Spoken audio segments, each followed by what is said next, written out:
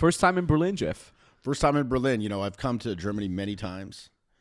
I've been to Hamburg, Frankfurt, Munich. Munich a lot, but never Berlin, which is weird because I've been doing this 20 years. And Yeah, I'm like, what? yeah, everybody told me. They're like, Jeff, really? You've never been to Berlin? Like, you would love it of all people. You're from San Francisco. It's kind of got a similar sort of vibe to it, like artistic, this, that, the next thing. The crazy, weird clubs, like, the history, the rich history. They had a very rich. So I was wondering actually after you told me yesterday in the Reichstag, is the bunker that where Hitler shot himself? Is that still? Is that a museum now or? I don't know. I mean, or did they bomb it? Like, did they close it? Or would it be in the Reichstag? It probably it's not in the Reichstag, is it? I think it was close by. I think it was connected via under. I mean, I don't know anything, but well, I mean, if it is, then this fellow that we're going with may be able to show it because again, he is Beamter. First question you should ask was like about that bunker. Where about that bunker? Yeah. They were giving me shit like because I went to dinner with them the other night. Like my girl and a bunch of her friends that are from here, and they live here, work here. They're law school buddies, and then so they're like blah blah blah, Trump this and that. And I think honestly, Trump's coming back. I think so too. Did you see that thing on CNN? No, you didn't see this? No, I don't watch CNN. Jimmy, let's call that up. Okay, like that. But it's called like CNN, like Trump cat name. Cat name? What? Yeah, Trump cat name. There's like a TikTok on it for sure. Trump cat name. So basically, CNN held this town hall where they had Trump on, and it was kind of like going to be a gotcha thing. Like, okay, we're going to make him look bad. He just had this. He lost this civil suit against the cat name, and then he came on, and they're like, so what about this woman who you lost this lawsuit against her recently? Yeah. And this, that, and he goes into this tirade, and he says that, like, just play the 3-4 minutes. No, it's go on TikTok. Oh, it's probably this one is a short. Yeah. It was not a stolen election. You and your supporters lost more than 16. No, it's cat name. Like, just literally look it up. Cat name. Should try to pull that up. Cat name. Like, if you look it up on TikTok, it's like literally the first one that'll come up. So he gives a woman a cat name, or no. So she's like, this woman, her husband's an African American. She referred to him as an ape, and her cat, and then he tells her about this cat name, which I don't want to spoil it for you. Okay. But like when you see it, you'll be like, what? I remember. You know what? I'll just fucking call it up. Yeah. So he says that basically he that yeah, there it is here. Yeah, like turn it up nice and loud. Her cat was named Vagina. What the hell? Her cat was named Vagina. And then you hear the crowd just starts laughing their ass off. And so and it was like that the whole time. It was it was like an hour-long thing. And it looked I only saw some snippets, but it looked like a Netflix comedy special. Like Louis C.K. or Chris Rock or something. They looked like that level. And I think because two things. Number one, I mean, I'm not like some political expert or anything like that, far, far from it. But like when you saw that crowd like clapping and applauding and just rollicking and laughter, two things. I'm like, he's coming back. They're like, this guy's awesome. Particularly when compared to like the wax mannequin they have now, with like old creepy dead corpse wax Joe, who could barely know where the hell he is. Like, oh, he can string a sentence together. This guy knows where he is. Yeah. He's funny as hell. Like, and so people forgot, like even people who don't like him, who were like, because living over there, you probably didn't, obviously you weren't there, but it was like exhausting. Like every day he's saying some weird shit. Like just every fucking day. Like I've seen the fumbling. No. Trump. Oh, okay. That guy, you don't see him. They don't bring him out. They hide him. They hide him. Like that. It's like on occasion you see him like stumbling around. You're like whatever. But like Trump, every day he's saying some weird shit. You're like, dude, this guy again. And so I think when he got banned off Twitter, everyone was like, yay. But like I think that helped him because people forgot. And now it's been 4 years, and they're like, he's funny. They're like, he probably wasn't that bad. Bring him back. I think he's coming back. I mean, it is crazy. I don't know enough about politics, and I don't know exactly. I certainly don't agree with everything, But what I do see is that he knows how to play a damn crowd. Yeah. He knows how to be always in the headlines. He knows how to play all of that, and that's a skill that in and of itself. And that's incredible from like a marketing perspective. I literally used to say this to my clients whenever they would write copy for their post, for a client magnet post. They were too long. I'm like, short Donald Trump sentences, third grader level. We build a wall. The catchphrases, and he just knows how to do that. He's not even a politician; he's a marketer. He's an entertainer. He's an entertainer. And so just like then we had Ronald Reagan. You had so I think that I read this somewhere when he was first in office. It was like FDR, when the radio came out, he mastered that medium, like Franklin Delano Roosevelt. And then when television came out, it was JFK with the famous Nixon debate where Nixon looked all haggard and because he had wrong lighting on him and stuff like that. Yeah, do his makeup, and then Kennedy just looked better. Yeah, and then Reagan to an extent like that as well, because he was like this, a movie star from California. That's right. And then Obama, he really kind of did the internet, where he was able to get the grassroots campaign funding and all that.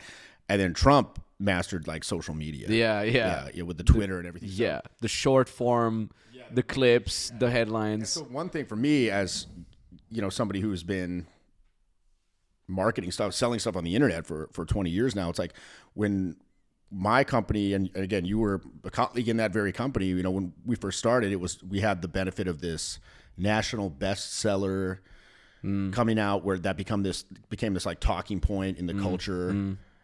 There was like a Halloween costume of the guy, 1 year, and he was on SNL and all this.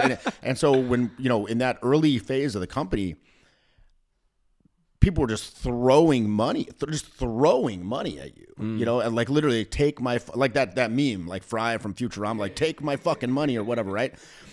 And then, of course, we had a variety of there were cultural shifts, and then we had a variety of issues and this, that, the next thing, mismanagement, a variety of problems that we kind of squandered that. Look, I wish we would have leveraged that momentum a lot better. But anyway, long story short, when you're like the Coca-Cola of the industry, you don't have to do much. But then with all those issues, it's like, and then the cultural shift we see with TikTok, attention spans getting much shorter, this, that, the next thing. Sort of that, the high of that cultural wave, fades away. So, okay, now you're almost like a regular schmo. You got to work for your audience now. And so one thing that I see you do really well, whenever I watch some of those reels that you do, where it's like you turn into an old man at the end and ride your bike into the river and all this shit. Like, I'm like, dude, and it's funny. I want to watch those. Like, I want to say what the story is, And so particularly with me, when you're doing, because my views dropped dramatically once kind of the cachet, and once we went away from the more, let's just call it salacious content. Let's just call it, it dropped off because now I branched out into more broad self-development, which is, it's not some like left field out of nowhere pivot. It's in fact, I demanded if I was going to go into broader self-development, it had to make sense as a natural outgrowth of the previous content, right? Not just like, here's Jeffy's watered down Tony Robbins nonsense, and so. But here's the thing: without that sort of salacious element, a lot of times when I make a video, it comes off, it's just like a lecture, and nobody wants to go to school. You know what I'm saying? So it's like one thing I've had to wrap my head around a lot in the past couple years. I'm still doing this. I always want to grow my YouTube channel and grow my, get new fans, kind of crossing that river to get to like a new market that's related, but you do got to kind of get across, and the old fans aren't going to necessarily like the new direction, and then the new people are unfamiliar with you, and who's going to watch some 30-minute lecture about like vocal tonality.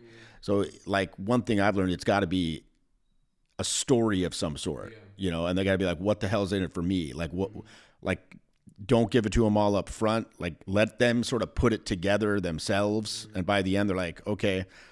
And there's got to be some kind of stakes, because back in the day, you remember, we had all kinds of stories.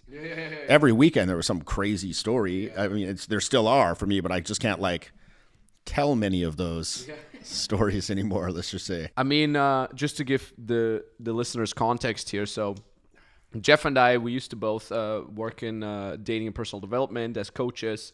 And then, I stepped out of that in 2018, 19, started doing business consulting. For me, was like, at that point, business had hooked me like a literal video game. Like, it was like World of Warcraft for me. It's like, cool. Instead of gaining XP, I gain, followers and money. It literally hijacked my brain. And what you just basically talked about is like you've also started rebranding to more like a charisma type of direction. And that's really, really cool. And I see it works really well for you. And you brought up a couple really interesting points. Number one was the point that you had to figure out a way so that it's not a hard cut. Like, hey, I don't do the dating anymore, but here's the thing. And what I really liked about your content, because I've been watching your stuff, is like you made it really seamless. Really freaking seamless. And that was really cool to see. And then the other point that I just want to mention real quick is like you mentioned that it was kind of hard to get off that, oh, we're the top people in the industry anyways, fuck you, it's super easy for us, just eat it up, to like, oh, we're just one among others. And that was extremely hard for me when I switched niches from the dating and personal development, where I was undoubtedly among the top guys like you and Owen and Julian, to like, oh, wait a minute, now I'm in the, make money online, and now I'm just one of thousands of other fucking guys. So how did you navigate that? Because I see personally, it's something I've struggled with. I'm fully committed now because, I've seen like my colleague Julian, he crossed that river. Yeah. It's like, and here's the thing. It's like, I met a guy in Stockholm last weekend, and he was like, he met me on the street at Stureplan, like, by the mushroom. Yeah, the classic. And he came up to me, he's like, hey, mate, he was some British kid. And I was like, what are you doing out here? He's like, I'm a dating coach. I'm like, oh, so you're running a program this week? He's like, no, I'm filming. I'm getting some footage. I'm like, and I took him aside. I'm like, look, I'm not trying to hate on you or like say don't do this because I don't want you, encroaching on my turf. Far from it. It's like that has you got to read the temperature of the room, man. Like that's not really well received in the culture these days. The secret filming and stuff like that. Like, and you're a young guy. No one cares about you right now. When I was younger, I was really reckless with my image and things like that. And like, you're a nobody, like no offense, but if they discover you and they decide to focus their attention on you, you will not like it. Yeah. And you won't get out of it as a nobody. Yeah. I'm like, you don't want to be like me, dude. Like, listen to your mom, get another job. Like, and he's like, but mate, I did it. I'm like, all right, I'm just telling you, dude. But here's the thing, like, for us, we were, so it's like this, like this is the way I see it. That dating stuff, it was a fruitful land of like a Garden of Eden where there was fruits from the tree you could eat. Animals would come right up to you. You could just kill them and eat them. Like there was clean water. Except for me, I was vegetarian. Yeah. Yeah. There was like Beyond Burgers or whatever the hell, like mushrooms, portobello mushrooms everywhere you could cook. And now that's like withered. And now it's sort of like a desert land, but there's still a couple little trees. You can maybe climb up really high and get an old mango or something like that. And it's like a dying place. Yeah. And so some of the colleagues that I've worked with, some of my colleagues I'm currently working with, the ego hit is too strong. They're like, here I'm a thought leader. Yeah, exactly. Here I'm Coca-Cola. And then if I cross that river, there's a lush area over here that's fresh, but you're Walmart cola. You're like a generic cola over here. And so like, again, like one of my buddies, he can't, I think just egoically cannot take, I'm not the best guy.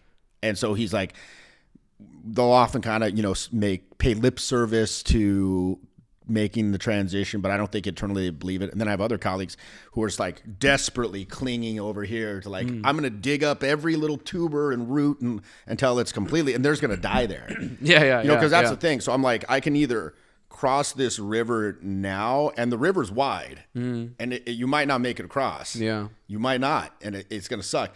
But if you stay there, like, it'll be fine for a little while, and like diminishing returns, and then you're going to hit a hard wall, and then you're just done. You're screwed. Yeah. Then you're like 55, and you're like derping around in these clubs, like, And people are always like, is this the last year? Is this the last year? It's like, I hope so. I mean, don't get me wrong. I love going out. Like, honestly, going out and doing these programs, these infield programs. I'm doing one here this weekend in Berlin. Where you're basically teaching guys charisma in the field. You're helping them, present themselves, be cool, be funny, be social. Introduce themselves to people, have fun, maybe even make a romantic connection with someone in the night. That's still the focus. I mean, like, how do you go up and introduce yourself to somebody in a smooth and skillful way where the introduction is likely to be accepted, provided that person's in the right headspace? How do you then introduce, a romantic angle if that's what you're trying to do in a way that's not weird or jarring or too pushy or not pushy enough, and how do you deal with all the various things that come up along that process and blah, blah, blah. I go out there and do this, and here's the thing. Which is crazy, by the way. You're doing this around the freaking world. Yeah. Like, you're literally touring like a band around the freaking world. Maybe before that, you were in freaking, I don't even know, where were we before this? Before Berlin. Stockholm, Oslo, London, yeah. And then after this, you're going to Hamburg and whatnot. Yeah. You're literally doing this around the world. I mean, I did this for 4 years. You've been doing this for 25 or whatever. Well, 20. This is my 20th year. 20 years. The first program I ever ran was January 2003. Jesus Christ. And I ran programs pretty much every I was 13 years old. every other weekend. I had a kid who was like 20 last week, and I'm like, you were born when I started doing this professionally. I'm 47 now, but the thing is, I mean, these programs, a couple of things. Number one, they're the best thing I have going on in my life, I'd say, because it is annoying. Like, any job eventually gets kind of like annoying to an extent, where it's like on Friday when you go to meet them, it's like clocking in on Monday morning. But then once I sit down, I'm like, okay, and I kind of hit the groove. It's like, boom. And then all these crazy stories and the travels and the people you meet and the weird things that happen, the adventures. And then, but most importantly, when you see at the end of it, these people are completely, I wouldn't say transformed, but they're completely well equipped now to make the transformation. Like in the sense of, if you go to a fitness coach for like a boot camp, a 3-day fitness boot camp, like, you're going to be better than where you were on the day, on the first day. Yeah. They're going to look at you to see if you have any injuries, find out what your goals are. Okay, got an imbalance here. We need to work on this. Okay, here's how we're going to, physically PT this shoulder thing, whatever. Work out a plan for you, show you how to perform the repetition, the movements safely and effectively, show you how to use the equipment, tell you about nutrition, tell you about supplementation, blah, blah, blah, blah, blah, blah. But then after the third day, like, you're going to be a little better on the third. You're not going to be jacked. Yeah. But you know what to do. Yeah. So again, these people, they were just, most people are just fucking confused. They're confused as fuck, and they're scared. And that's another thing. They're really inhibited. So one thing I'm always saying is, like, if you want to get better at better social skills, it's contingent upon you understanding and acting on 5 concepts. Number one, what are the results you want? Right? Like, how would you quantify the results? Like, most people, like, if you want to go talk to your neighbor bringing in the trash or something, that doesn't require special skill. Yeah. So number one, if you want results, you want a data specific kind of person. You want to be able to pitch sales, close sales. You want to be able to pitch, navigate office politics, whatever the case may be. Quantify that. Number two, what are the demands that are going to be put upon your communication system by those results? Because again, if you're just going up and saying what's up, and again, I'm preaching to the choir, but it's more for the benefit of people watching. If you go up and you say what's up to somebody, that's not going to get you heroic results, right? So it's going to require you to change your style of communication. And number three, what's the environment you're trying to have those results in? Number four, how is your conditioning inhibiting you from acting in the way that will get those results? And then number five, what can you do about that? So on the programs, we're doing number 4 and 5. It's like, well, number 2, bringing awareness, like what you're doing ain't going to cut it. Number 4, it's like, why are you inhibited? Well, because you have these conditionings that prevent you from expressing yourself so you don't get judged, blah, blah, blah, blah. Number 5, here's how you can chip away at that over time. So, seeing these guys, these students get better over time, it's very gratifying. But here's another side thing. I'm curious what you think about this, because it's been like a while since you've done these programs. Because you used to do them all the time. You did several world tours yourself, and so you're intimately familiar with what I'm talking about here. But back in the day, about probably once or twice a year, you get what we would call a runner. Oh, like a guy that just quits the program in the middle of the program. Yeah. Like on the second day, he just doesn't show up. The third day, he doesn't show up because it's just too intense. Yeah. But and that was pretty rare, but you'd get them. Now, about once every program, you'll get a guy that just doesn't show up at all. Damn. They paid and they just don't, just like my buddy said, it's like you bought a ticket to Hawaii and you just don't go. Yeah, you don't refund it. Yeah. You just don't show up. Yeah. And I'll call the guys. I'll hey, are you coming? They just don't respond. Or they'll be like, oh, I have an injury. I hurt my I remember the guy my back or something. I remember the guy that wrote where he couldn't go to the program, and you asked him to give like a doctor's confirmation, and then he like clearly made it up. Yeah, it was like a forged. Yeah. It was said like hurt foot or something like reason like injury, hurt foot, and then like hurt. San Francisco hospital. It's like misspelled. Yeah, San Francisco hospital. It's like a doctor's note. But the thing is, I think that now people don't show up. Like this never happened before because, and I think it's because of the whole pandemic. It only started happening after pandemic. So I think that the whole lockdowns, the hermit lifestyle, not to mention like the fear messaging, like people are these vectors for disease to be protected against. Don't interact with people. This, that, the next thing. And a lot of, I think, kids, young people came of age during that. Like in the U.S., you can go to the club when you're 21. I think a lot of people turned 21 during that, so they didn't go to the club. And now they're like, well, you see them, they don't know how to act. It's very strange. I mean, so I think when that happens, it happens almost every time now. When it happens, it's like, on the one hand, I'm like, oh, free money, I guess, because you'll never hear from them again. Yeah. Because if they're not going to show up for the program, they're also probably not going to contact you and press about the money or anything like that. So it's like, on the one hand, like, thanks. But on the other hand, I deeply dislike it because it's about what it says about people. You know what I mean? It's like a change in the... Yeah. In like mass psychology. I'll tell you why I think it is. When you brought up the pandemic, it's hard for me to relate because during the pandemic, I had no pandemic. I was in Kiev, which had official lockdowns, but Eastern Europe is like, no problem, come to a restaurant. Like all the restaurant, you would call a restaurant and you'd be like, hey, do you have a table for you? And they're like, oh, yes, but come in through behind the door. So you would come in through the back door and it was full, packed. Everybody was there until this one time this freaking SWAT shows up, like Ukrainian with like MP guns and stuff. And I'm just, me being me, I'm just ranting, like I'm having a good time. I'm just, and then these crazy police SWAT team people come in with like masks and stuff and their guns. And they're like, yo, we got to close this place down. And I'm like rambling. I'm on some cool story. And the guy like with the gun in his hand comes over to my table and he's like, oh, and I'm just like, no, English. And just keep talking my story, And this guy had like zero authority. And then they're like, hey, like you have to leave please soon. And I'm like, okay. Did they have like the front blinds down? Yes, okay. They had that full thing. So anyways, I had zero, like I was traveling around. I was traveling to Iceland. I was traveling to like freaking Italy and all. Like I had the best time of my life. No Switzerland, like Cyprus, no tourists. Everything was cheap. Zero people at the airport. I had the time of my freaking life. And it was amazing. So I don't know how much it was for the pandemic. What I think, but we're like not normal people. Yeah, that's right. That is right. Because then every time I spoke to like some friends from Austria, they're like legit didn't leave the house for 2 years. Yeah. And I'm like, haha, yeah, good joke. And they're like, no, like, what do you mean? Like, I'm sitting at home with my mask on and whatnot. And I'm like, what? Like, my sister is a teacher at like middle school. And she's like, just 2 years, the N24. What are these masks called? N24 masks? N95. N95, some number.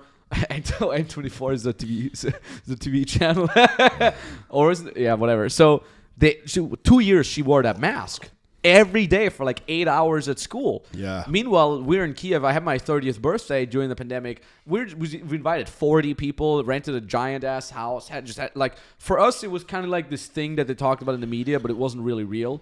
Right. But to get back to what you said, like I think one of the biggest issues it's like we're getting so much props nowadays for participating or for saying we're going to do something, like the typical Facebook post, like just signed up for my first gym class. I didn't go yet. I haven't gotten 0 results, but everybody's like, congrats, amazing. It's almost like this generation that is like kind of like that I'm in or that I'm in the end of. Yeah. We're just getting props for doing things that we're for gonna do things, for signing up for things instead of for fucking sticking to it. And then on top of that, you have this whole short attention span. So kind of like our brains are being are being trained to get results quickly. Nobody's being trained to like do this thing for 4 years and then you get the results. It's all about like how quickly can I get results. One of the indicators that I see this happen a lot is whenever I have like a super epic video, like a video compilation that we've worked on for like a week, and then some schmuck comments like, "What app did you use to create this?" And I'm like, "Bro, it's called hire a professional videography team. Goddamn it, have them work on it full time." There's no damn app. So it's this whole idea of like, there's gonna be an app for this. It's gonna be freaking easy. There's gonna be a pill for that. There's gonna be now they're talking about some freaking injection to lose weight. It's dumb. Oh, okay? the Ozempic. Yeah. I've seen that shit. It's and it's the same. It was, you know what? It was exactly the same with the pandemic. To get back to that, what the quick and easy fix? Just get the vaccination, you'll be fine. There was nobody talked about. Yeah, maybe get the vaccination. Don't get. I'm not talking about getting or not getting vaccination, but nobody talked about make sure you got vitamin D, make sure you're not obese, make sure you're not smoking, make sure you eat healthy, make sure you freaking move. Nobody talked about that because that's difficult. That's long term. Yeah. Just get the vaccination and you'll be fine.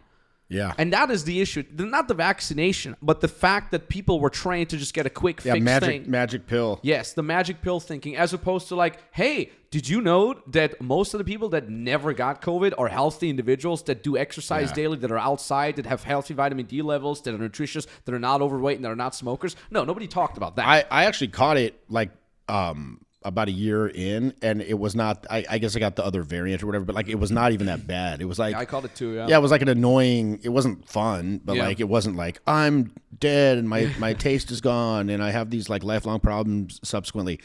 But you know, it's funny you were talking about these Ukrainian police or whatever that came to you, because last weekend I was in Stockholm and my assistant, he got. The police rolled up on him, like undercover cops rolled up on him in the club. Yeah, and they thought he was selling drugs. So he's from South Africa. He looks really shady, and he's like whispering in all these dudes' ears, and he has like a man bag, and it just looks really shady. And then I sat down next to him, and I was sitting next to him talking to him when the cops rolled up, and they're like shaking him down pretty hard. They're looking at his ID and all this, and they're like. And I'm confused because they're not like typical Swedish looking guys. They almost look like Mexican. I'm like, whatever the equivalent of like a Mexican looking person is in Sweden. They Turkish or something. I don't know. I don't know what the hell they were. But anyway, so they're like, hey, and they're talking to him. And they're like, who are you? How do you know this? I'm like, who the fuck are you? They're like, we are the police. I'm like, really? I'm like, you don't look like police. Is this a joke? I'm like, who the hell are you guys? I'm like, you don't even have a gun. Like literally, I'm looking at their belt for a gun. I'm like, you're not police. You don't even have a fucking gun. And they're like, well, I'm like, are you American? I'm like, fuck yeah, I'm American. And I show them my thing, and then I'm like, this is a joke, man. I really thought it was a joke. And then they take out their badge, and it looked fake. I'm like, yo, this shit looks fake, dude. And he's like, no, I assure you it is real. I'm like, oh, is it real? You assure me it is real? Come on, man. They're like, okay, you can go. Like they weren't, because I tell that story and people are like, they assume that the police are going to be like, oh, this guy has a bad attitude. But the vibe I got from them, they were just like, oh, dumb American. Yeah, they're just like not offended. Yeah, they weren't offended. They're like, oh, this guy's just like a moron. Like, okay, he can go.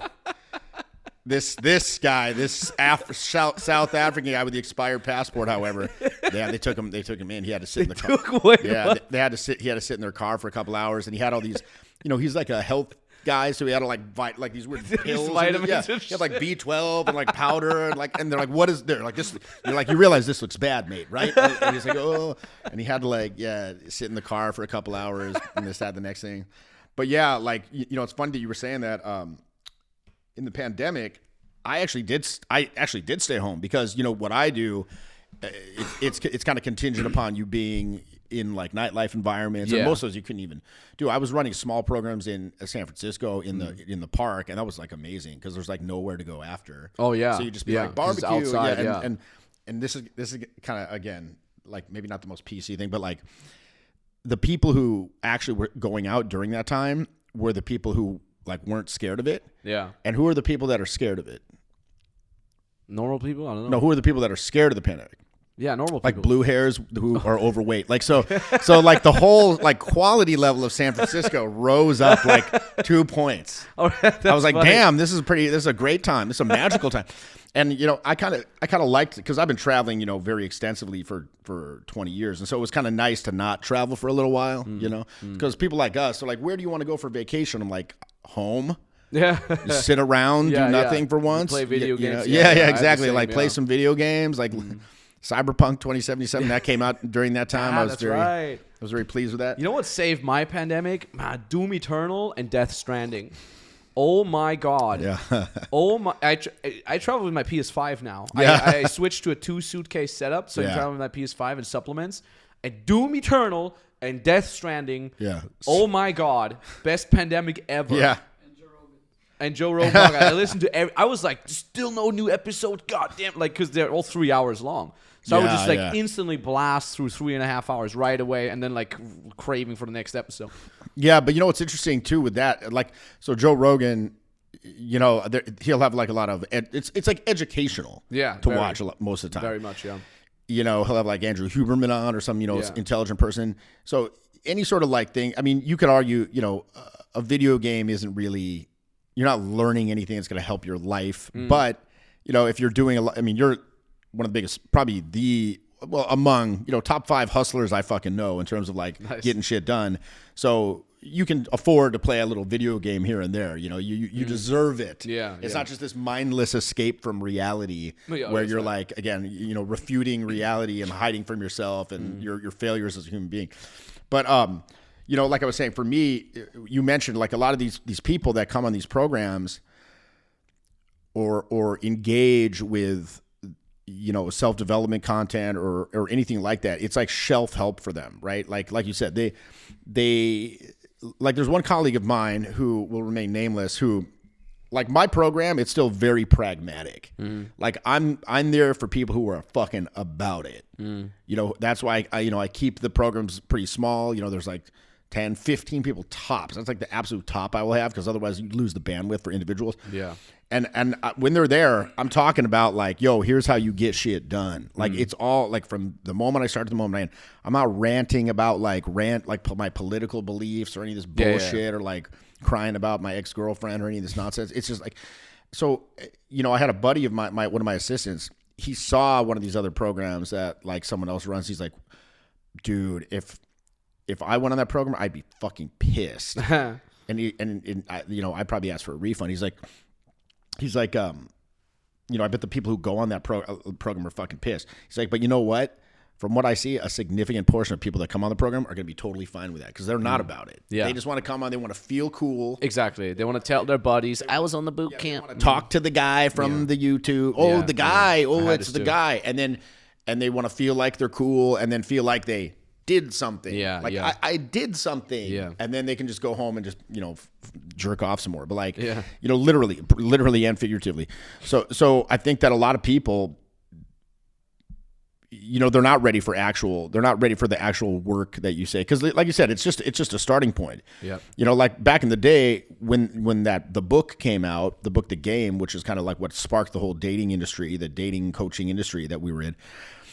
I remember when that came out, because there was a subculture. Like for him to write that book, he researched the subculture for like a couple of years. And Yeah. he went out with us. He was like essentially undercover. In it, Gonzo style. Yeah. Gonzo style for real. Like like Hunter S. Thompson, yes, Yeah. like Hell's Angels, like he was in it. And then when it came out, and he said he was gonna put out, we're like, oh, this is it, man. The jig is up. Everyone's gonna know all the skills. Everyone's gonna be doing it. This like asymmetrical advantage that we had over regular people is gonna be gone. Now it's going to be common knowledge. Of course, that never materialized. Why? Well, to quote the bodybuilder Ronnie Coleman, everybody want to be a bodybuilder, but nobody want to lift no heavy ass weights. Like it's not just learning a couple lines or Yeah. putting on like a weird hat Yeah. and insulting people backhanded compliments or whatever. Like, that's what got filtered down into the mainstream. Like you wear a weird hat and you insult people, psychological tricks, like nagging, like that's literally all that came of it. It's funny because I remember I would run into so many people. Like I was already a dating coach, relatively well established, Yeah. and all of a sudden, like in my freaking Alpine hometown, 5,000 people in Austria. Yeah. People be like, oh yeah, I read the game, and I'm like, holy shit, you read it 10 years before me. You must be amazing now. And like, oh yeah, you know, I don't really approach, and I'm like, all right. And then I realized everybody knows about it, but not many people actually execute. And to get back to what you said earlier too, that was one of the things I really needed to realize when I transitioned from the dating to the business content. Yeah. Because I'm like, I hustled myself all the way up from like an unpaid Tyler's assistant. I remember I was assisting you in Orlando once, and Tyler pulled me aside, and he's like, "Dad, there's one thing that you need to do on the whole weekend with Jeff is like make sure he shoots a video, and he's gonna try to never shoot a video." And I was like, he's like, whatever he says, don't believe him, like push him. And I remember we did shoot that video, man, and it was started raining and everything. It was great. I was so proud, man. Yeah. Anyways, and I'll never forget that. He's like, he will try everything to not shoot the video. You'll say he's tired. Yeah, exactly. And then, anyways, so I went. The key to go from the unpaid dog shit assistant to like making millions and traveling the world, it was just know that you're a piece of shit, that you know nothing, and grind it out. And for me, it was such a cocktail of unworthiness, because the people that I looked up to and still do are you, Tyler, Julian, and I still believe every single one of you is way better than I am at everything you do. Like you have more charisma, you're funnier, you have more experience. Julian had the crazier game, Tyler had the the crazy rants, the philosophy, and I'm like, who the fuck am I to bring? What am I bringing to the table? So there was this feeling of not being good enough. Then there was this whole on top of that, this layer of anxiety of like, Max, you're 23, are you sure this is the right thing? Like, you could just keep going to university, get your degree, and then like financially, like I remember I was just racking up debt, and my bank dude would, thank God I used to go to school with him, so he would always call me. He's like, hey, you actually have a student account? You're not allowed to go into minus? I was like minus 15K. Yeah. And I'm like, yeah, there's money next week. Next week there's going to be money. And I did this for like 12 months. Dude. Wow. Just pushing it away. And this guy just It's like a small bank. Yeah. Like a tiny bank. In like Austria. Yeah, it's like 800 people town, Yeah. So he's probably getting yelled at by his boss. What are you doing with this guy? Like, it's a student account. Exactly. He just didn't have the balls to be like, yo, what the fuck, And I was like, next week. This is for freaking 12 months. And then all of a sudden, money started rolling in en masse. And he's like, where is this money coming from? And I'm like, it's my company, So all this stuff. And the vehicle that brought me from unpaid assistant to like making millions was shut the fuck up and hustle. And whenever you're scared, whenever you're waking up at 4 a.m. from a mixture of anxiety and jet lag, open a laptop, work until you feel better. That was always my key. And then I go from exactly like you said, from being Coca-Cola, from being amongst the best of the best in the entire industry to like, oh, now you're just one among many with, the other, yet the next make money. Yeah, a voice in a crowd. Voice in a crowd.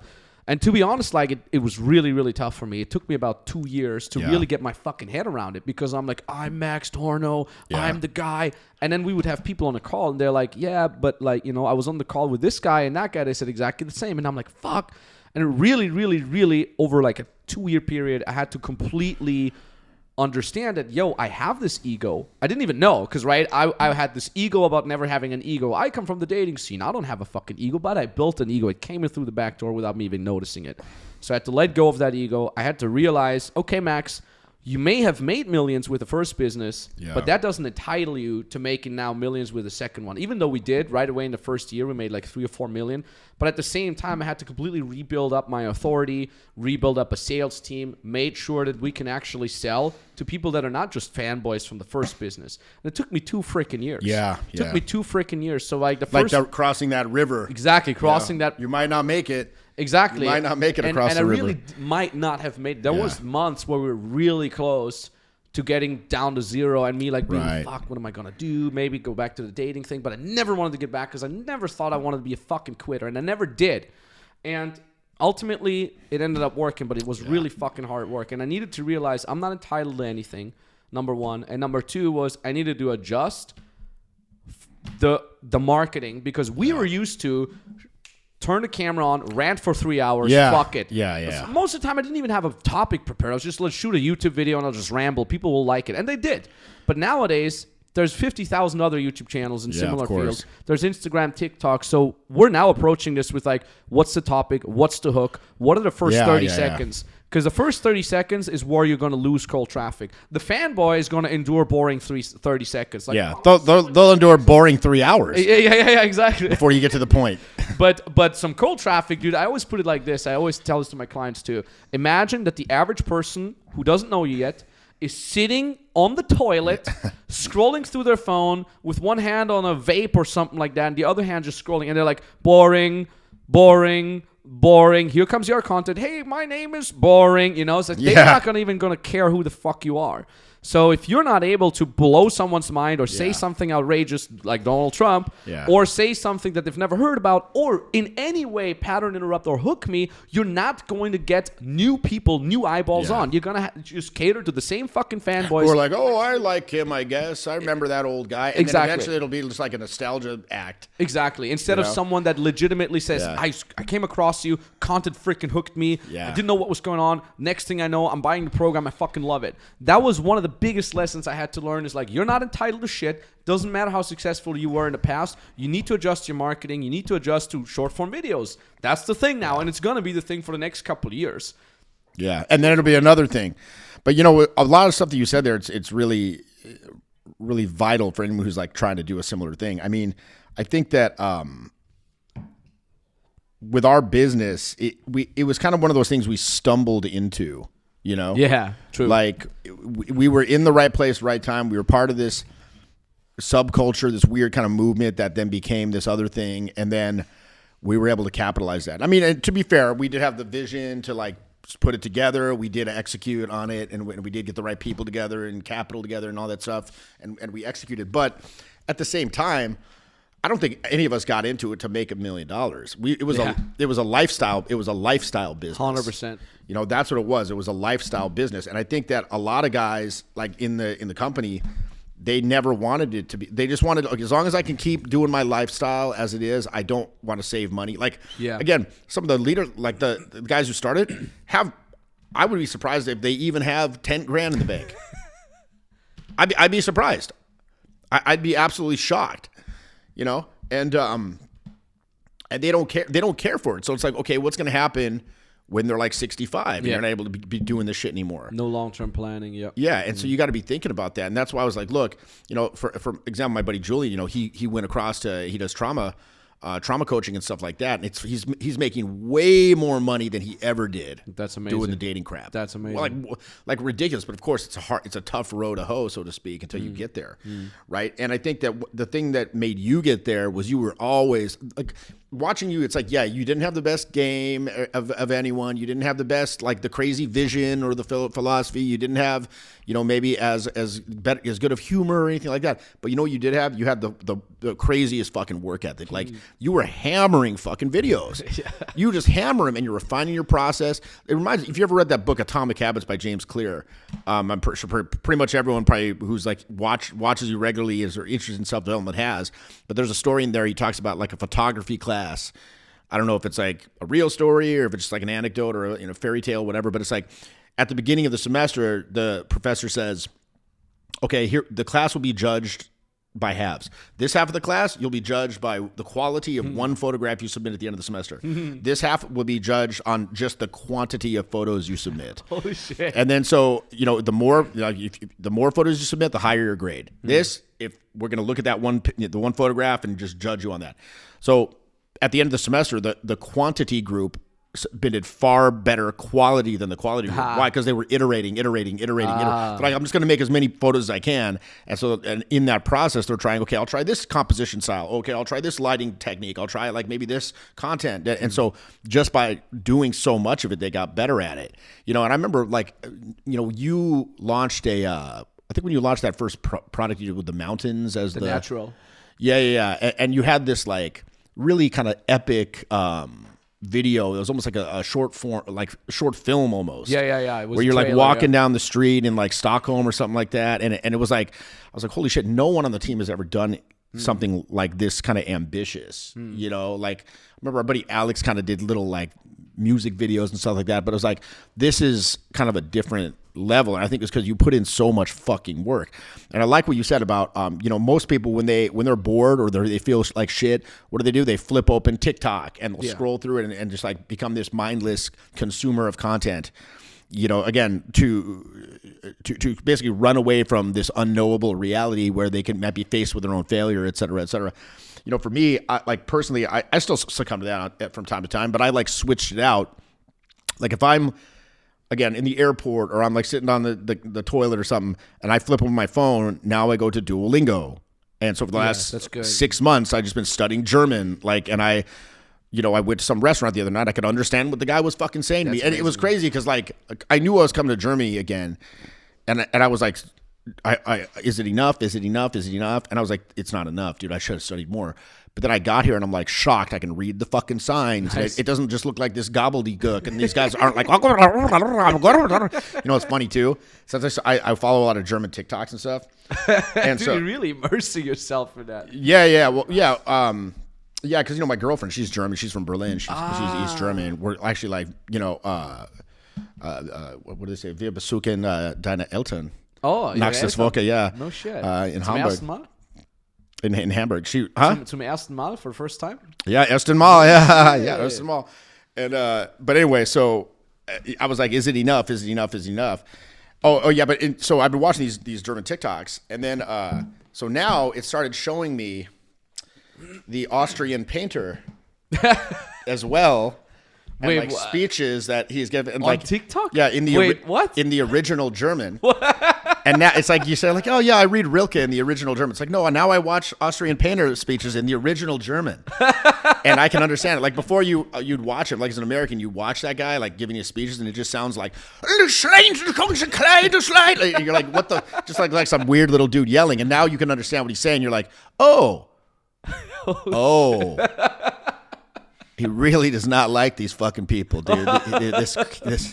He really doesn't like these guys, dude. The craziest thing is that it's now coming out that we didn't learn in history. So Hitler was pumped with amphetamines for the better half of 1940s. I read that book. It was called Blitzed. By his doctor? Yeah, and they inject him with this weird mixture of amphetamines and all this other shit. He's all fucked up. Mussolini tried to get out of the war, and then Hitler was all tired from the traveling, and they just shot him. And give him some more. Yeah. The doctor is and after 3 hours, we gave him the injection to do it, and then he demanded one more. He's like, give me more. And then apparently he just goes in to Mussolini and just yells at him for 3 hours, just speaks at him. Not speaks with him, just at him. Yeah. It's like, da, da, da. And then Mussolini apparently stayed in the war. It was some crazy shit. Yeah. So and now it makes total sense when you hear these crazy speeches. That's a guy that's high on crack. Up, yeah. He's high. Or there's the one where he's at the Olympics and he's tweaking out. Yeah, he's twitching and shit. I saw that too. Yeah. But I think that one thing. My grandma was there at the Olympics. Oh, at the 1936. Yeah, she was part of the opening ceremony. Holy shit. She still talks about it. She's like, yeah, I was there. Fucking crazy, dude. She's 97 now. Yeah, my grandpa just died. He's 103. Crazy. Yeah, it's we got good genetics, I guess, on that Damn right. on that side of the family. But I think that one last thing I wanted to say, on you kind of coming up and everything, and just for anyone who's doing entrepreneurial stuff, I mean, it's a fucking hard. Look, entrepreneur, when you're doing good, you're doing good, but when you're doing bad, it's a lot of you're fucked. Stress and you're awake at night. You're thinking about what am I going to do? Yeah. Blah blah. I'm fucked. Highest highs, lowest lows. And so. I think that what a lot of people need to understand too, it's when you're your own boss, it's so easy to just fuck around and not do shit because you're not going to see the negative results immediately. Exactly. It'll be delayed a month when you don't get paid, and then you're like, oh snap, you know. But the thing is, when you're trying to do everything, well, first that's another thing you got to delegate, and a lot of people I think are afraid to spend money, up front. Yeah. Or for me, one of the biggest things is I learned how to do everything. You should learn how to do everything. You should learn how to video edit. You should learn how to do every aspect of the business. You should learn about the finances. Otherwise, again, as we saw in our old company, you're at the mercy of this opaque financial thing, and who knows what the fuck they're doing with that money. Exactly. Stealing it, embezzling it, getting lawyers for their cat, shit like that. Literally, dude, lawyers for their fucking cat. You know, like it's just ridiculous. Like, you know, so you should know everything, but at a certain point, you can't be like, I was like, well, who's going to know, who's going to edit they're not going to do it as good as me. Yeah. Yeah. You know, and so that's like a fault of you not training the people good enough. And then, or just like having the ego where you can't let it go. Yeah. Right. But the thing is, there's a lot of spinning plates. That's the biggest thing. There's so many, like, you know, on a daily basis, there's so many, like as an entrepreneur, there's always something to do. Yeah. You're never at a point like there's literally nothing I can do for the business right now. Always. There's literally nothing I can do. I'm totally free. You know, there's always some shit you can do. And there's like, again, spinning plates. You got to keep all these in the air. So if you're doing it haphazardly, and again, I relied on the infrastructure of like the organization, which was probably pretty dumb, you know, like for many years. And like, you know, it's good to have that infrastructure, but you also got to motivate your fucking self. So it's like, if you're not paying attention, like, so I would just kind of go haphazard. I'd be like, okay, today I think I'll do this. Today I think I'll do this. Oh, maybe I'll work in a video. Like, it's like I have to schedule every fucking thing out. Like, I'll schedule out a day. I'll schedule out the week. I'll schedule out 3 months. I'll schedule out a year in chunks of 3 months. Like, what's the overarching plan? Are you hitting these metrics every week, every day? Like, are you hitting these things? Because otherwise, you don't know what the hell you're. It's like if you're trying to get fit and you just like kind of be like, oh yeah, I think I'm eating right. Or you go to the gym and you just kind of jerk shit around. Like, okay, I think I'm doing good. Like, you're not tracking it. Like, I'm basically obese right now. But like last year, I was in probably the best shape of my life at age 46. I was like ripped at, you know, cause I was going to the gym twice a day and I went for 7 months, you know, but cause I was like, I'm getting kind of fat. I'm getting kind of old. You know, you gotta run faster to stay in the same place. And then I had like this kid I was traveling with and he didn't drink and he was really about the gym. So I started going with him. And, you know, I kind of half-assed it, and I got better the first month, but it wasn't enough. And I'm like, oh, fuck this. This shit ain't working. More severe measures need to be taken. Again, back to monitor every single calorie that goes in the mouth, every single one. Like, otherwise you just don't know what the hell you're doing. Yeah. You just don't know. And it's got to be like the actions need to be thoughtful, consistent, and sustainable. Thoughtful meaning you're not flailing around haphazardly. You're monitoring what needs to be monitored. You have a plan. Particularly in entrepreneurship, you have to have some kind of fucking plan, or else you don't know what the hell's going on. You know, and if you don't have a plan, you're fucked. So that's number one.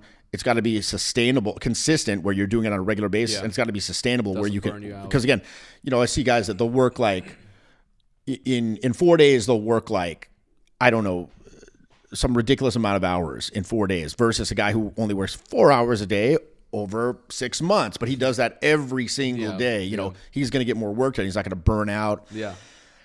So I think that anyone who's kind of wanting to do that, like that, those 3 words I have it up in my office: thoughtful, consistent, sustainable. No shit. Yeah. It's funny that you mentioned that, because when I started teaching business in 2019, we would give him all the systems, all the how-tos, and some, especially younger folks, would have problems executing, right? And they would ask, because in my head, when I created the program, I'm like, this is what you need to do. Go do, you know? Because in my head, I came from like, grind all day, you know? And it's like too much for them. Exactly. And then people would ask things like, it's overwhelming.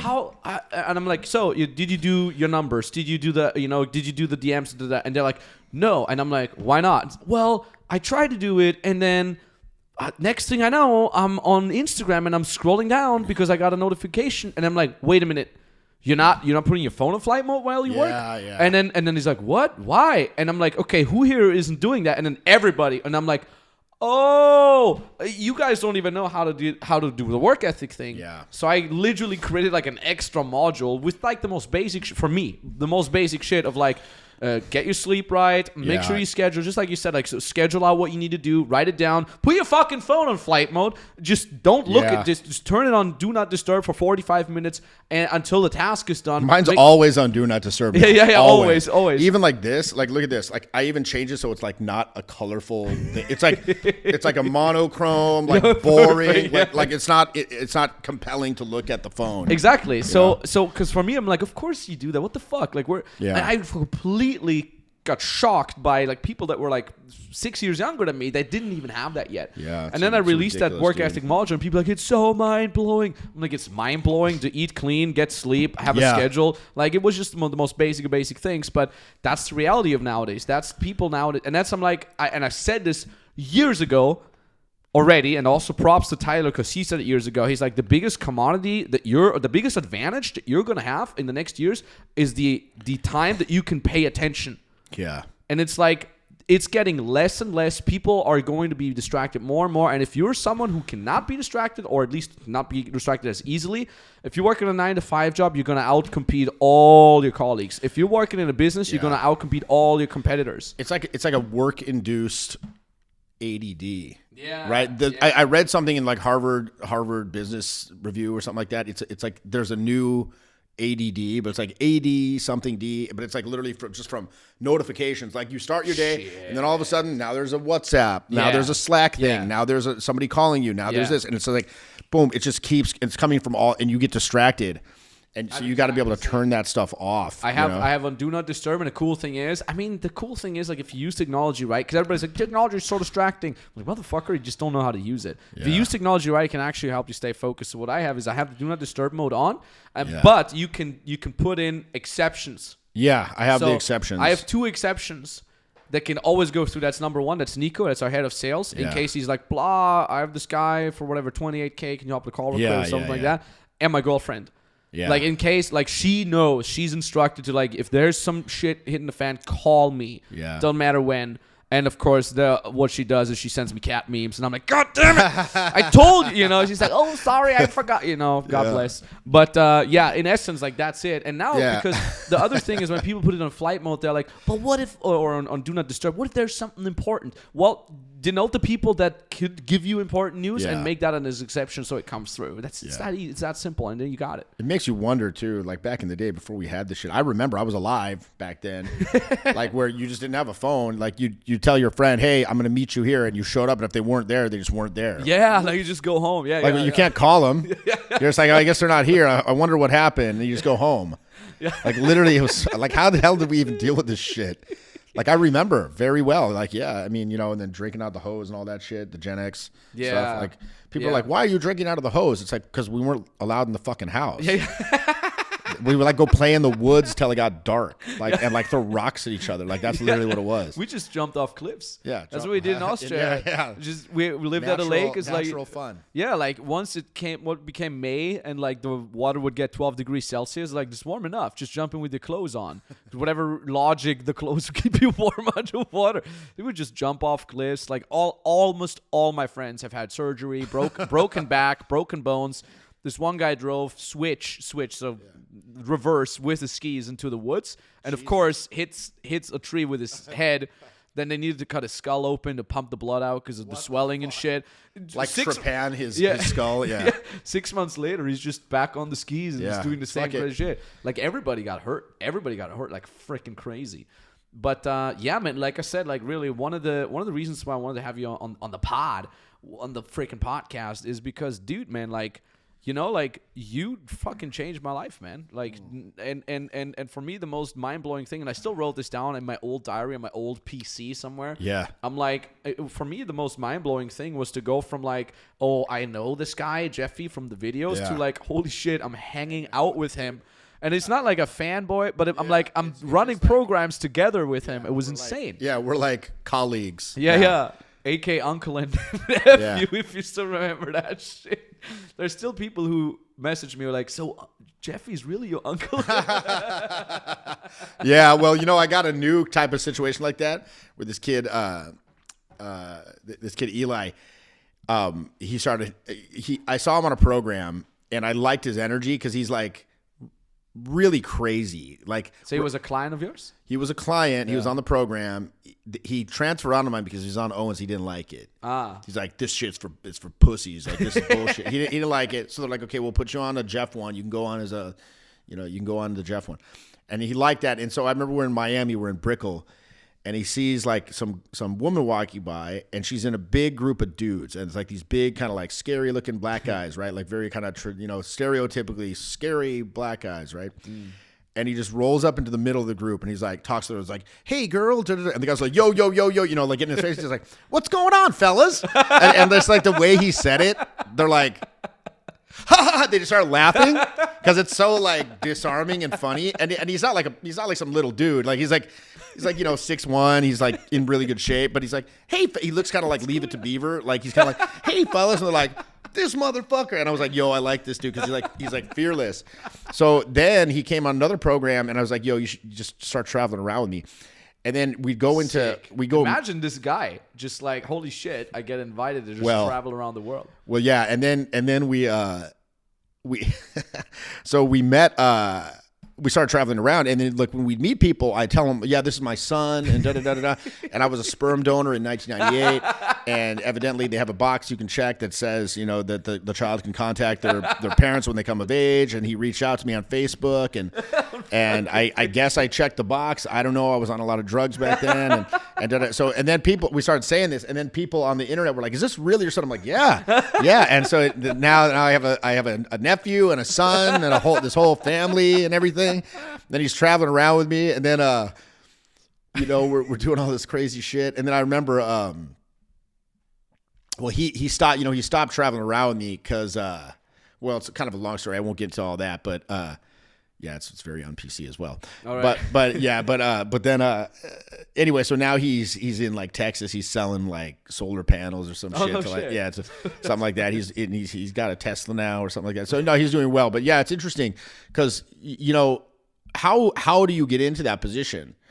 Well, I think again, like look at that. Like I just thought the kid was cool. I'm like, this guy's funny. I like hanging out with him. And when I go out with that guy, it's like I used to work at a hotel, and I was the manager of the parking department.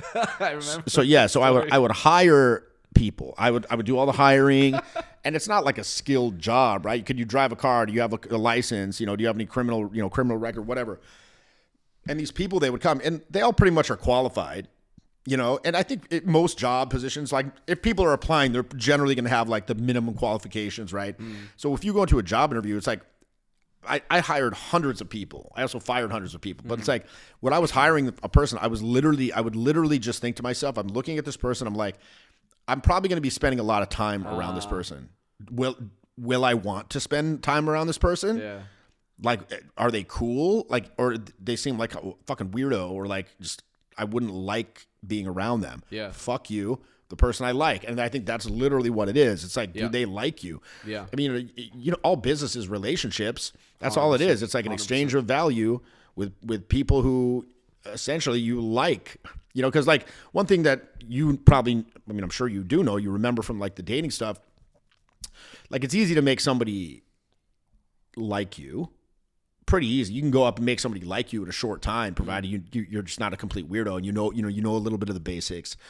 It's another thing to make someone trust you, but it's quite another to get them to like take some sort of action on your behalf. Yeah. Whether it's like, let's go together to the after party, or let's, in the case of business, like become my client, take out your credit card, give me the information. Like that, you have to be able to like trigger a desire in them. And that's where like things like persuasion and stuff come in. And, again, you probably do. You're very successful. I'm sure you do. You have you don't just have a sales team that does this thing. Like you said, if there's a big client, you jump on to to cross the finish line. So I think that it's one of those things that people, they kind of downplay, the communication skills. So true. I mean, the funny thing is like we learned sales from stage. You and I remember we went to Bill Walsh's seminar, which I still think of like freaking every week. Fucking Bill Walsh. Yeah. Incredible guy. I love that guy. And so we learned to sell from stage. It was really cool because when you sell from stage, you just kind of talk at this crowd, at this like, how would you call it? Like bauble of consciousness. Nebulous mass. Yeah. Nebulous mass. Yeah. And then say, who wants to meet me in the back? Exactly. Yeah. And then so you do and I've had this like freaking 80% of the time I pitched off stage. I pitch is done, and I'm like, if blah, blah, blah, if you like this, go get up and go to the back and sign up. 0 people got up. Yeah. So I've been there as well. Just keep talking, and then you talk, and then you say one thing, just like, oh, and by the way, if you think it doesn't work, if you're bald, whatever, you're bald, like blah, blah, blah, here's some condensed milk. And all of a sudden, like 8 people get up and just go to the back. It was really cool because you could literally see the exact moment where someone makes a decision to buy. And then when I switched to more or less out of necessity to in-person sales, because like I said, we transitioned from the dating thing, and the first 1.5 years was just fans. They would like go on to the sales team. That like the sales team would objection handle. Yeah. In reality, it was just fanboys that wanted to buy anyways. We just sold so easily. And then all of a sudden, we switched more and more over to cold traffic, meaning people, I mean, I get people on now, like 90% of people, they're Never like, heard of you. wait, RSD, what is this? Yeah, never what heard does of it stand for? Like, you did dating before? I didn't know. It's really cool. Like, I get recognized now. Yeah. We were in Paris and we were at the Pantheon, like this huge and some guy comes up and he's like, holy shit. And I'm like, oh yeah, it's some RSD. And he's like, I saw your ads on going viral. Yeah. And I'm like, oh, you don't even know the previous dating program. So now people come up to me because they see the ads and stuff like that. It's really cool. But I had to switch. We went from, again, that ego thing, from like closing 4 million in sales from just fans to like, wait a minute, you don't know shit about actual sales because unless it's a fanboy, you can't even freaking. That's what we said. It's like this easy fan, like they're throwing money at you. Exactly. They're literally throwing money at you. So now I had to step in and be like, okay, what's going on here? And I would listen to my closers, like back then I had a closing team, and either they left or I had to fire them because they just couldn't even handle the transition to like, yeah, the guy said he has to think about it. I don't know. I tried everything. And then I would listen to the replay. I'm like, bro, you fucked up everything. You didn't listen here. You didn't pitch the right thing there. Yeah. You're not even handling real objections. But this was a guy, granted, that had been closing 2-3 million a year alone. Off fans. Yeah. And I'm like, and I had to face the harsh reality, and so did everybody individually in the sales team. You don't know shit about sales, dog. And that's way harder than someone that comes in from zero. Someone that has peaked into paradise already. And now you're telling him, oh, no. Yeah, you go back and you go start sucking again. Yeah, it's ego. It's eating shit all day. Exactly. So then I had to learn how to do actual like in-person sales. I mean, not in person, but on Zoom on a one-on-one basis. And what I still do to this day, and this is something I tell to our advanced 7-figure clients as well. These are clients that are making 100K plus a month. I'm like, if you're not daily on your sales meetings, we have daily sales meetings with them. They're all an hour long. Well, we're sharing wins. We're motivating the guys. We're looking at freaking closing calls. You know what I did before this very podcast? I was heading to the gym to do fucking leg day. On the way there, I was listening to a closing call replay by our top closer on 2 times the speed. It was a 15-minute walk there, 15-minute walk back. That's 30 minutes and 30 minutes. I get an hour of closing call reviews in. If I make my steak over there, I travel with my own steak frying pan. I make steak every freaking day. I listen to freaking closing call reviews. I do this every single day. When I'm traveling, it's a little bit less, but usually I do every single day 2 freaking closing calls per day. And it's just added. It's exactly what he says, like repetition, consistency, making sure that this is on point. And even our top closers are 44% closing rate. I still listening to their closing calls, and I still find shit that it can make better. And the funny thing is, business owners come to me and they're like, oh, you have to dick around every day for an hour to fucking talk to my goddamn closing team. I'm like, that 1 hour that you spend is making you so much more money than anything else in the fucking world. Like, it's making more money than a fucking video. It's such high leverage. Just the fact that you're fucking and the thing is, I didn't even know I know fucking sales because all I did was go sales off stage. And then I never did I did maybe 4 or 5 closing calls myself, completely by myself. But what I did was doing 12 years of fucking personal development and dating advice. So I'm listening to these closing calls, and I'm like, I've never really done closing myself, but I can see prospect is uncomfortable here. I can hear a prospect says this one little comment here that they're saying that makes the steps look boring and so on and so forth. So I'm like, you guys don't see this? You closers who've done 2,000 closing calls? I see this because I have years of dating advice behind me where I was meticulously trained on paying attention to every single small nuance that the person that I talk to is dropping. So I'm like, this, and this. So I'm basically kind of teaching dating advice, personal development advice to my closers just to teach them empathy, listening, and doing the right thing in the right moment. Perspective taking. Exactly. All it's that crazy. stuff. You know, it's interesting you mentioned that because, like, for example, our buddy Derek, who used to work with us, he was always on the sales every day. Like, daily he was talking to those guys. Daily. True. And that was, like, the main focus for him and that's why he was so successful at it. True. You know, and so, I mean, really, and it's kind of interesting because, you know, with that dating, it's like it's really these understandings about human psychology that are permitting you to, again, just have like an emotion, like an empathic accuracy where you can read where they're at.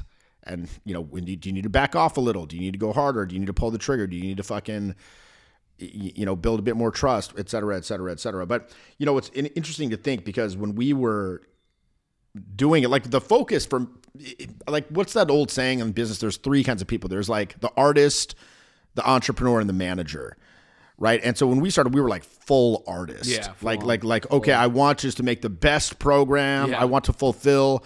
But again, one thing I've been learning more and more and more, like as over the years, is just fulfillment is not growth.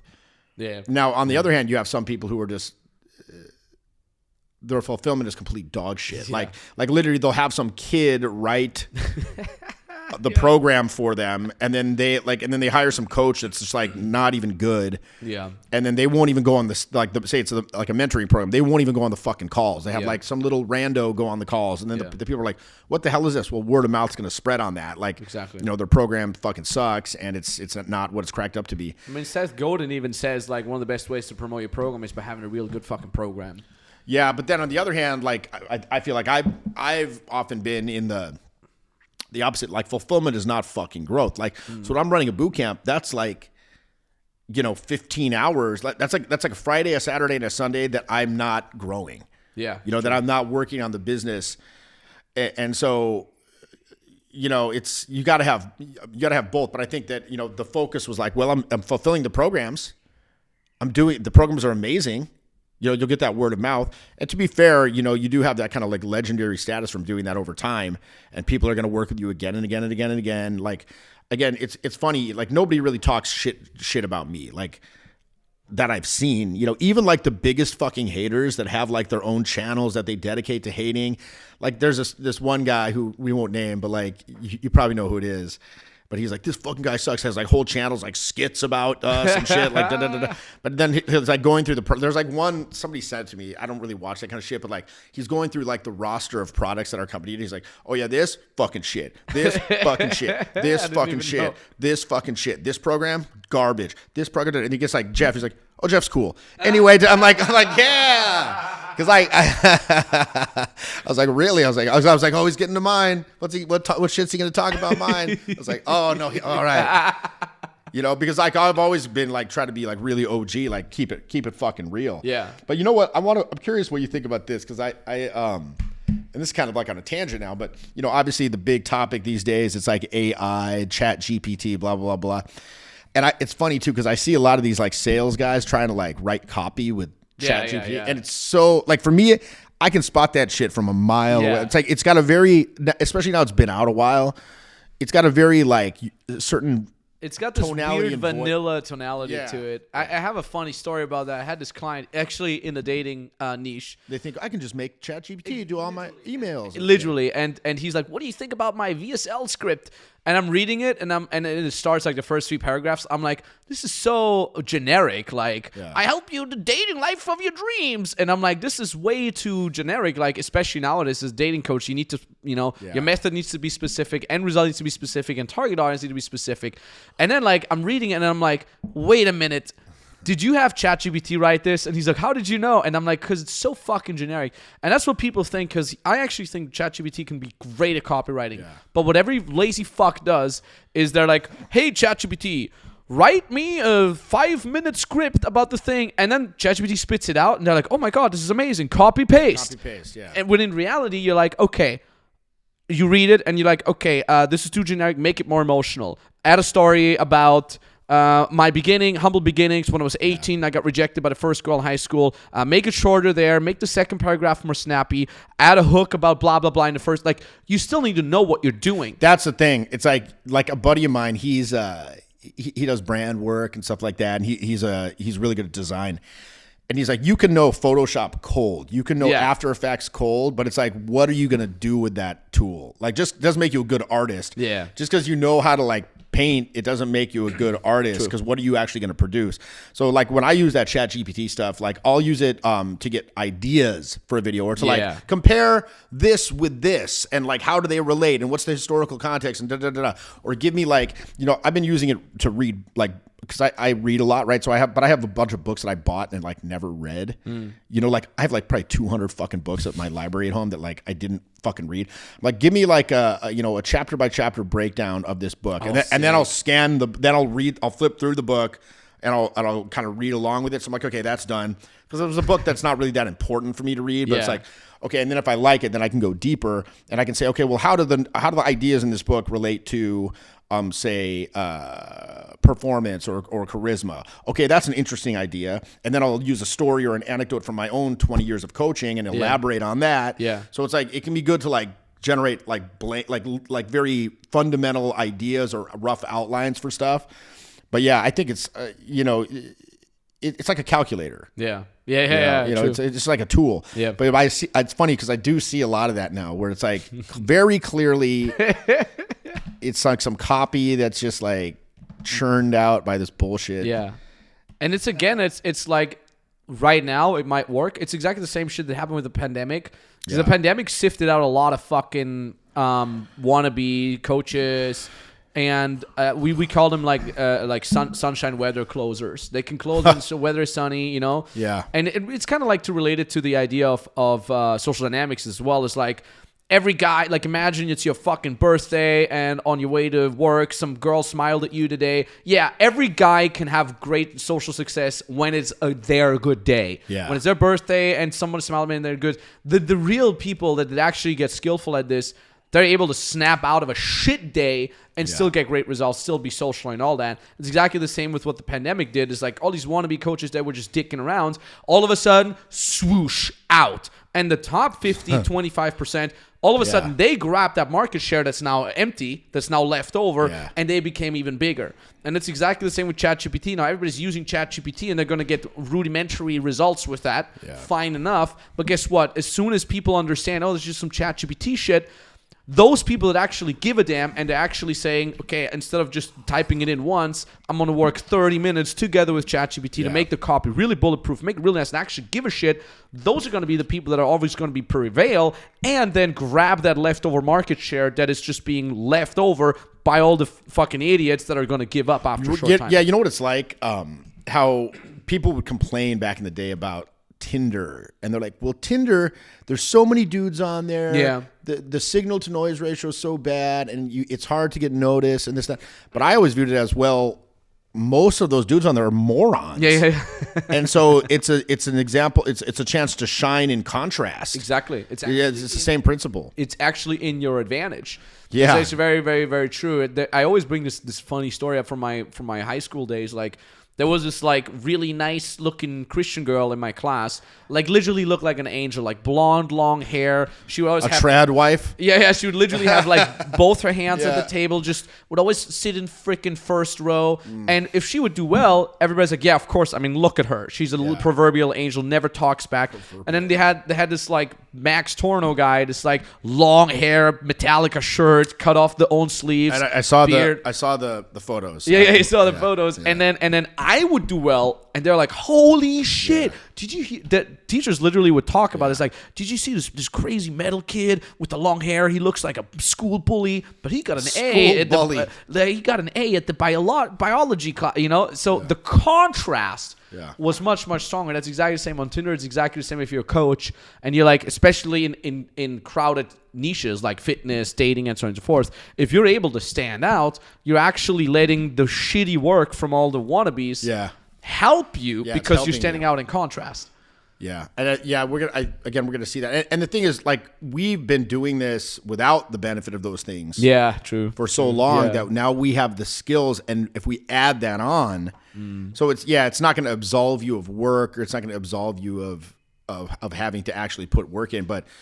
Yeah, it's been like tremendously helpful for me just to use. And it's one of those things I saw it and I was like, as soon as it came out, I'm like, well, the first things that I did, I'm like, write a story about Trump and like finding love in a Japanese high school, or like weird stories about, and he's a vampire, like, and it put out these weird stories, like with Garfield.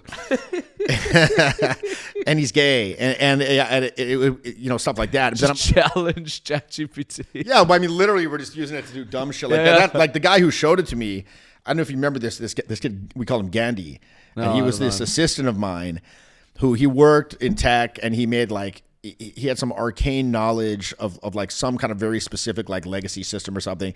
So he worked and he was making like $250,000 a year, not even going into work type No of thing. shit. No, Yeah. have I ever met him? I don't think. Yeah, he like lived in my house for a while, and he got involved with us. And he started doing everything, and then he went to Burning Man with Evil Jimmy, and they took the van there, and then he kind of never came back. Oh, he got from on some acid or something. He got something, and he started doing these like guided shaman trips over in Berkeley and shit. Oh, shit. And then he's like, yeah, man.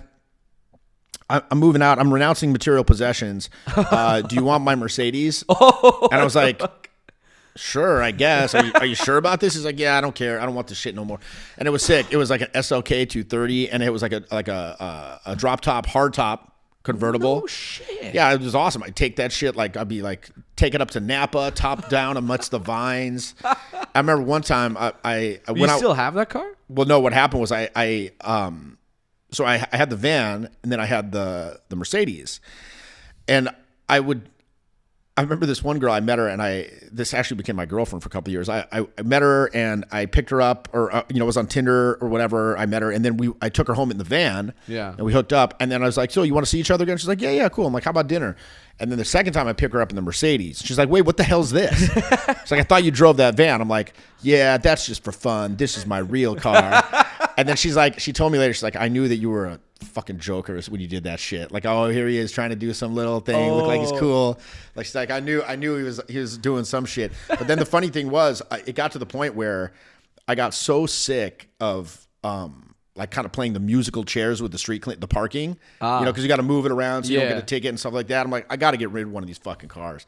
And I was like, well, got to keep the van. Oh, so I got rid of the douchey sports car, and then I gave the Mercedes to Evil Jimmy, and then he just destroyed it within 6 months. It was just destroyed, like just drove it into the ground, like fucking crashed.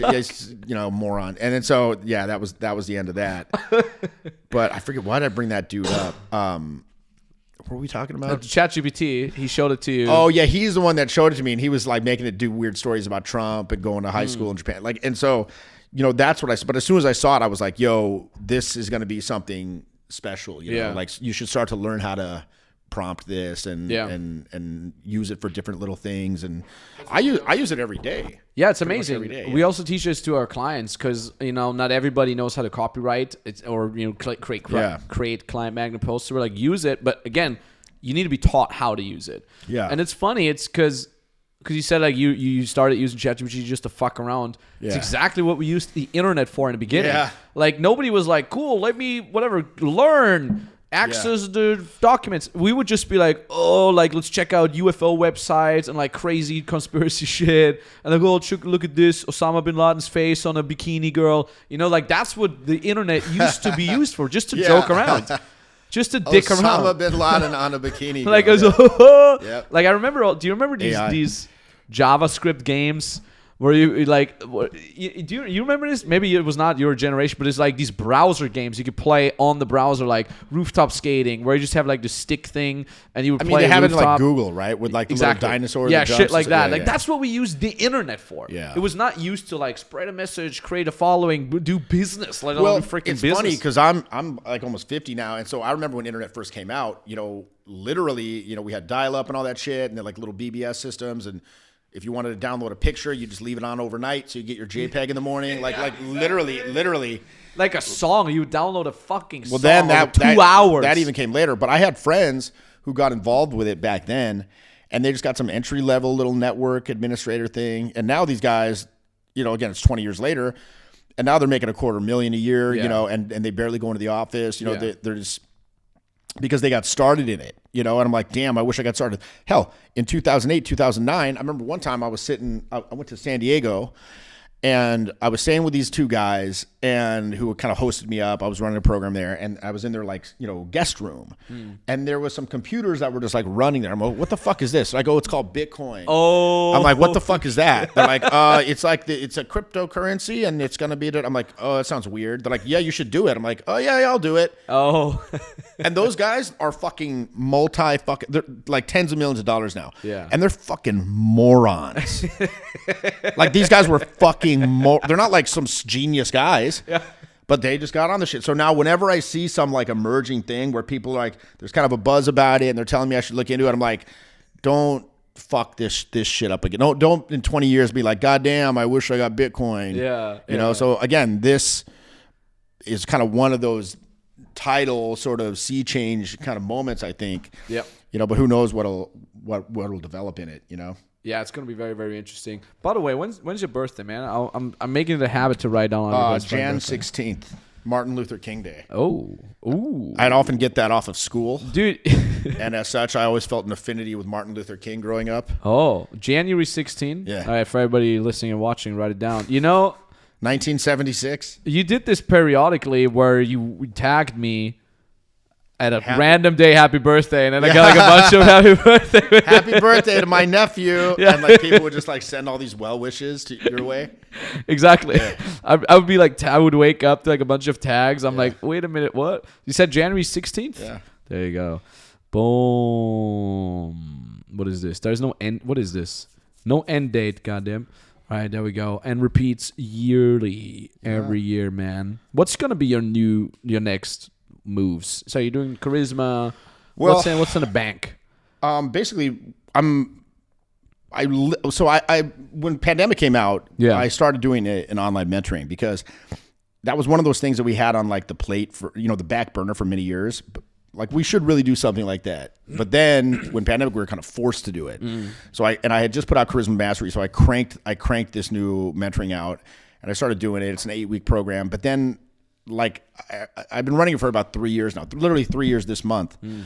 And so in December of last year, I was like, you know what? It's time for like an overhaul of that, you know? So like, let's break it down, like tear it down to the studs, you know, and rebuild it back up. Cause when you run something for 3 years, you get a sense of like, okay, what works, what doesn't work. Yeah. Like in the case of you're like, okay, these guys don't even have basic, you know, work management, you know, time management skills. Okay. They need that, add that in.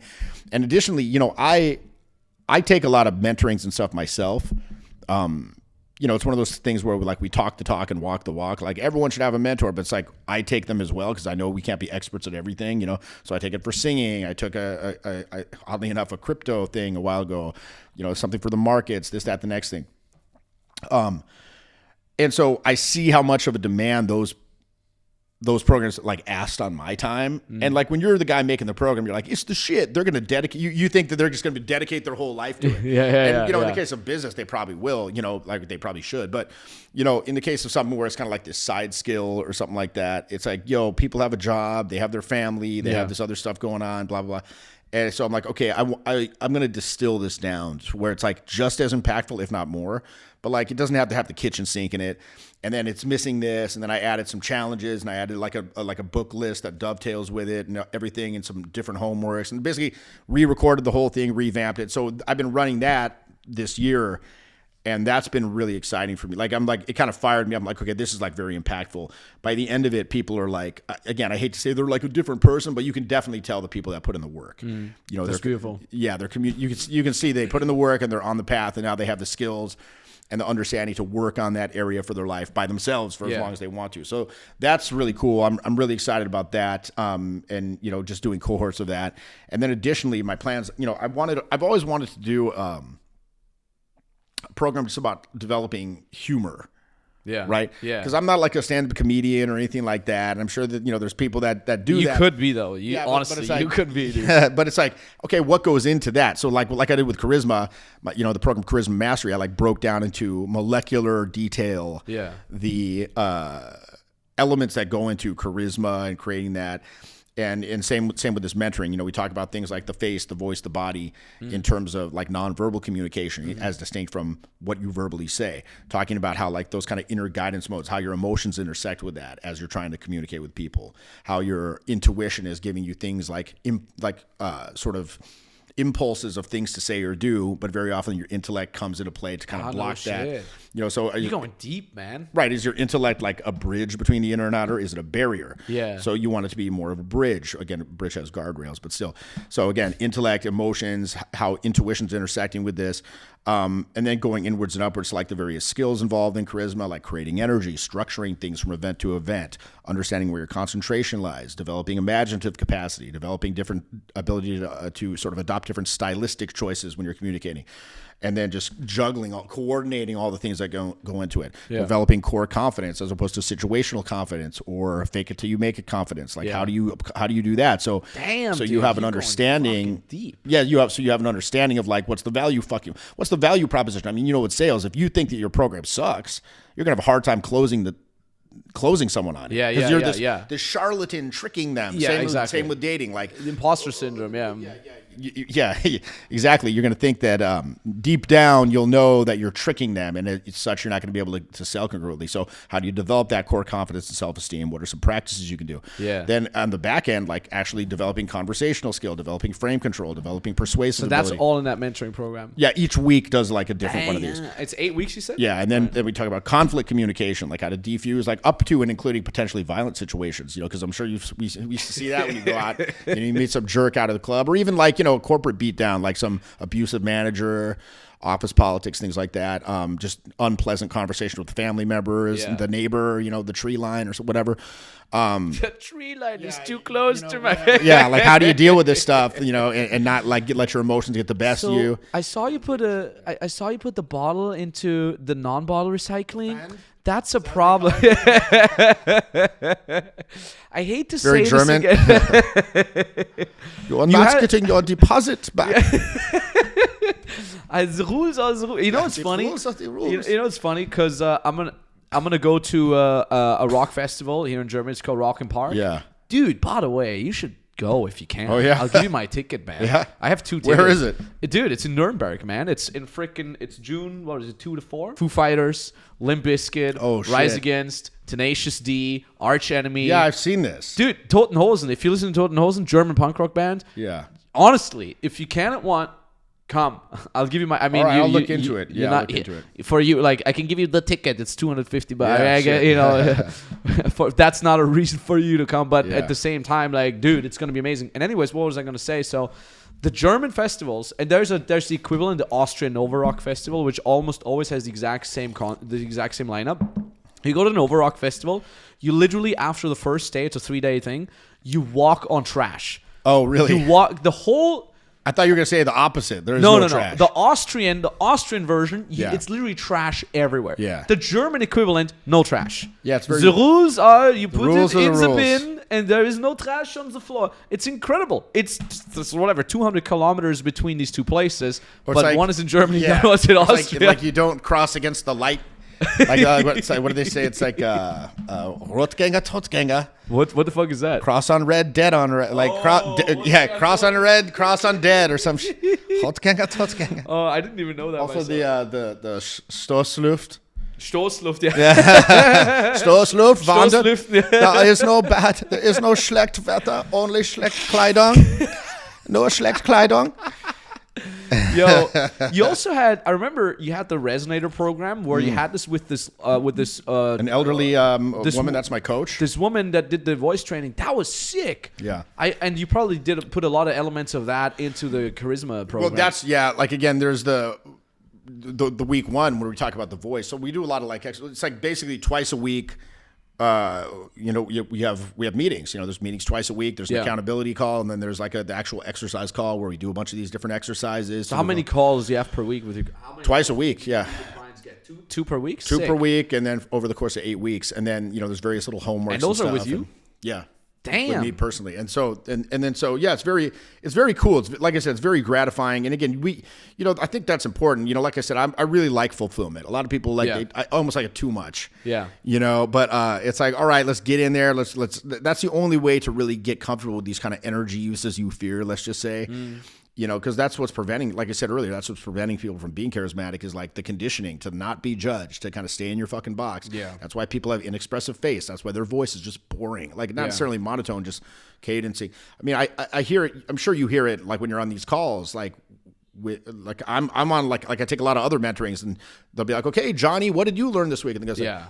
I learned that the you're Yeah. like, dude, bro. Yeah. Oh wait, it always says, can you hear me? It's like, yes, motherfucker. We'll tell you if we can't hear you. Okay.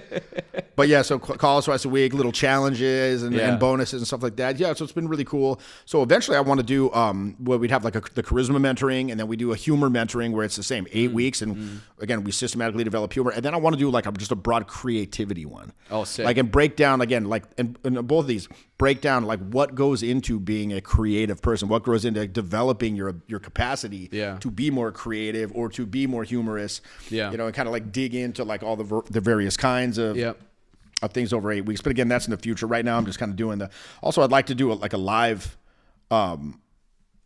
version. Like a live traveling kind of stuff. Because, you know this too. You know, you like to travel. I don't want to be the Zoom guy. Yeah. You know, where it's just like I said, okay, sit down in front of the Zoom every week. No, it's just fuck like that. There's got to be that element. Maybe not as hardcore as I've been doing it, but you know, there's got to be an element of like traveling and meeting people face to face. How are you traveling right now? Do you have like setup, assistance? What's your system like? You know, kind of, I've been doing this so long that everywhere I go, I can like call somebody who's like, hey man, you still live there? You want to come help out again? Like, you know, and No shit. it may have been a couple years. Like, so when I came through here, this time I got this guy, like I was traveling through Scandinavia with back in 2019. He's called Viking. Because he's like a really tall dude. He's got a big beard. He just looks like a Viking. Yeah. He's just like this really big Norwegian dude. Yeah, so Viking I was traveling with, and then Shout out to Viking. Shout out to Viking. He's a funny guy, very very Norwegian fellow, and and then I'm traveling with this German guy through here, and then the South African kid that got arrested, arrested for his B12. For his B12 and his like ground up, fish oil, or like whatever the hell it was. It is funny, man. Every time I traveled in the Ukraine, I remember I had creatine with me, you know? Yeah. So, of course, they pull me out and they find the creatine is a white powder. Yeah. And the guy's like, cocaine. And I'm like literally like the Arnold Schwarzenegger, cocaine, you know? Yeah, and yeah. I'm like, yes. This is how I smuggle cocaine in my luggage in a container. You fucking idiot, you know? Like, no. And I'm like pointing at my biceps, like, it's creatine, you know? He's like, all right, get the fuck out of here. Yeah. It was so funny. I guess they have to do that, right? But come on, like, that's how you want to catch the guy, asking him if this is cocaine, you know? Like, this is how you're going to get him? Yeah, you got me there, bro. Book me, dude. You know, this one time it was so funny. Something similar happened to me that happened with you in Sweden. I'm traveling. Sweden. It's Sweden, maybe. No, it was not Sweden. That happened to you while you were in Sweden. Okay. For me, it happened in Copenhagen at the airport. Okay. And I'm just like airport mode, you know, like sunglasses, noise canceling headphones, just airport rushing mode. So I'm just like, it's like a layover thing. So I have to transfer flights, and I'm getting in, and this also same. He looked kind of like a homeless person. Like a little Filipino guy, like Southeast Asian, like little darker skin. It's like undercover. Exactly, with like a shitty leather jacket with holes. Yeah. And I'm just walking from A to B, and he's like, yo, you know, I was like trying to wait, and I'm like, no, thanks, you know, You think he's like trying to sell you something? Exactly. Yeah. I'm like, even though it was at the airport, in my head, in my derm mode, I was like listening on audiobooks, some homeless guy, you know, so I'm just like, no. Yeah. And he's like, yo, and like grabbing me, and I'm like, what the fuck? And he's like, blah, blah, blah, control, like, blah, blah random routine Customs check, or some custom. bullshit. And I'm like, what?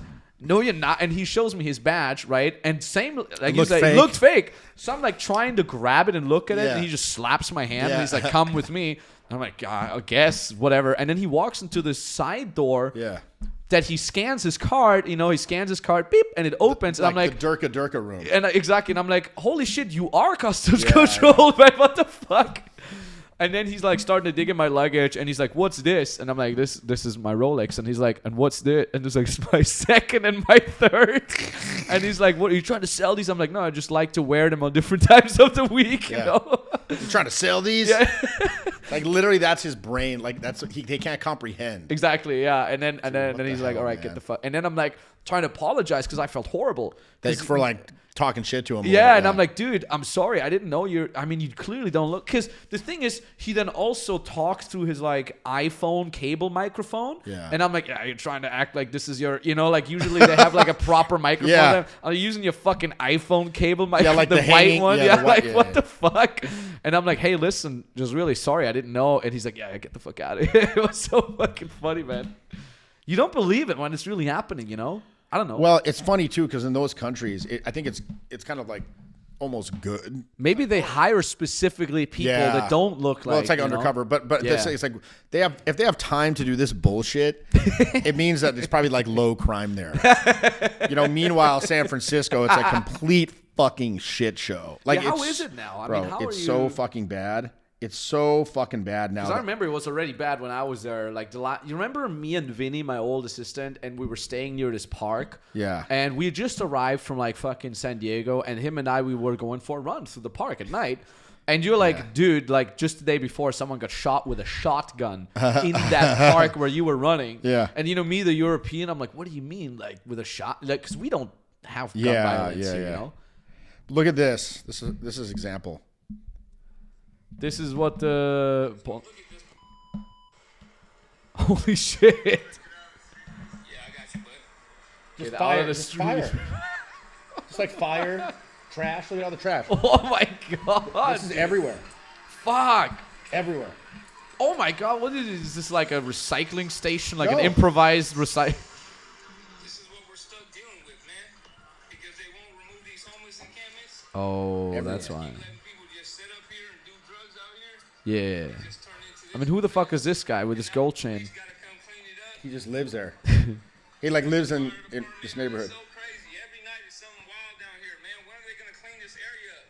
When are they gonna put the citizens? What do you think is the reason for When are they that? gonna put the citizens before these homeless drug addicts out here just making a fucking mess out here? It's literally what he said. It's like the policy is just like, well, we don't want to disrespect the unhoused members of our community. Yeah. The housing disabled. Unhoused members, like literally, they just prioritize that so they can see, like, oh, we're so like caring and liberal. Meanwhile, they're like literally smoking crack right in front of the cops. Holy shit. Like just smoking crack, like just smoking crack next to the cops, and then like the cops are just sitting there, don't even give a shit.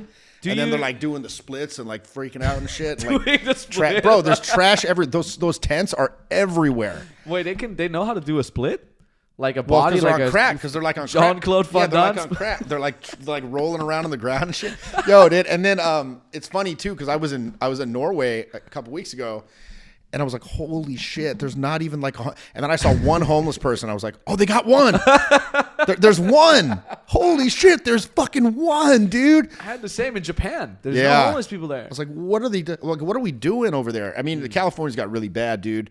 I mean, and you know me, I'm like, I was always like a very, very patriotic person, like America, fuck yeah, like coming again, like the motherfucking day, yeah, America. Like I was like super into it. Like we got the best shit, we got the best culture, the movies, the fucking food, this, that, the next thing. It's fucking the beautiful thing.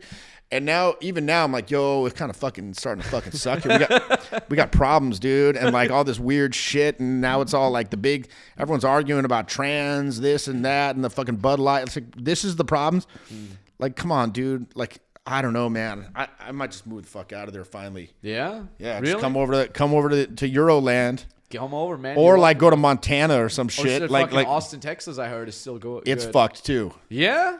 Joe fucked. Rogan moved there. He keeps talking really good things about it. It's fucked. It's gonna be fucked soon too. No shit. Yeah, man. No They're starting to get tense there too, man. Oh shit. Yeah, because the people they just bring the same. They move from California. They bring the shit with. They start voting in the same policies.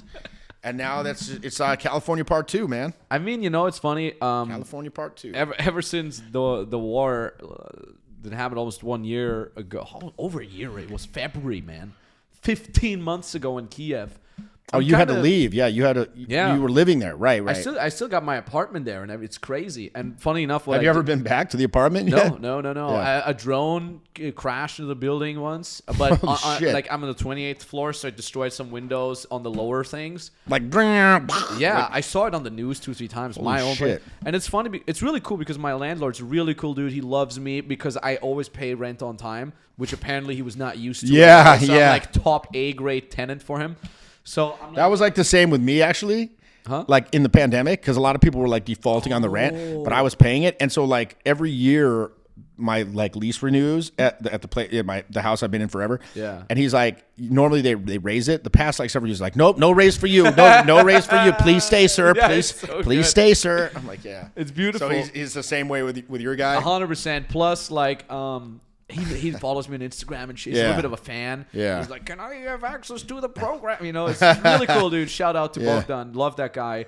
And I really collaborated a lot with him in terms of like, yo, can you get my stuff out? Yeah. So I've had a couple people that went to Ukraine, and I'm like, hey, can you bring me this? Can you bring me the documents? Can you bring me the hard drives? Because I got a bunch of business documents. So all the valuable stuff got out, and now the last stuff Right. was just a bunch of clothes, and I had him just pack them up and send them to me. Oh, wow. And now the apartment is just full of crap from our offices and from other people. It's like storage. Yeah. It's like Ukrainian storage. Exactly. It's like monitors, keyboards, Yeah. lights. So I'm just like, okay, all my stuff is out now. Here's what we want you to do, Bogdan. Either sell it and keep the money, because I don't want to deal with it, or donate it. So now he sends me every week. It's like, I donated this to the kindergarten, and now they have like monitors and computers and It's shit. like it's like the Max Tornow kindergarten like school. Like it's got your name on it.